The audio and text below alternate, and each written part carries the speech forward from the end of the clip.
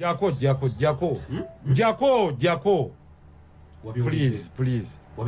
Ndireve discussing abubaka bwa Donald Trump bwachi. Don't bring that nonsense to national TV. What value oya ina value kijayongera kugwanga. Bino yogedde nonsense. Rubbish. Jako. Wabiwulidde. So today want to discuss. Don't promote rubbish nawe. Bobo wabiwulidde bitegeeza. Rubbish saawulidde. Setagana kuwulira. What value? You want me to discuss someone's son?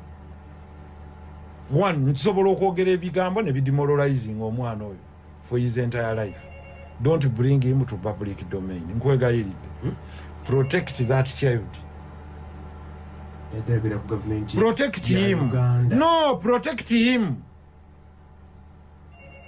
Protect that young man from politics. Anjonyole ekifaananyi kya Uganda bwe kiri olwaleero bwekyandibadde. Yeebale nnyo, don't discuss that young man.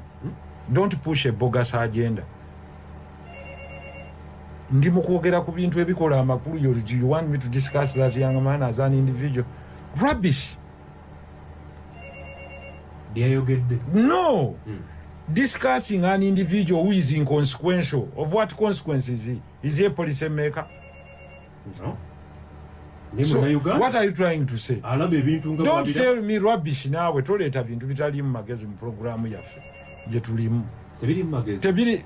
Don't bring, please.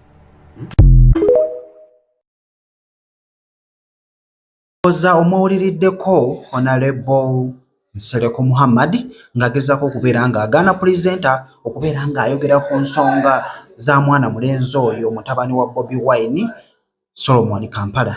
Oluvannyuma lwa Solomon Kampala okuvayo n'akola akatambi ng'annyonnyola gavumenti ya Uganda bwe yali ne bweri kati.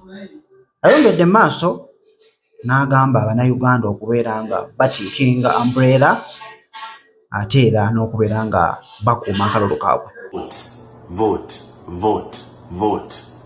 And after you vote, stay and protect your vote. Don't let them waste your vote.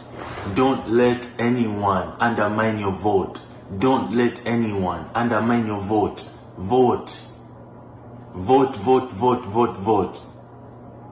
And make sure that your candidate is respected. Make sure your vote is respected. Stay there and make sure that no one is undermining your life. You have one life. Use it well. Thank you very much.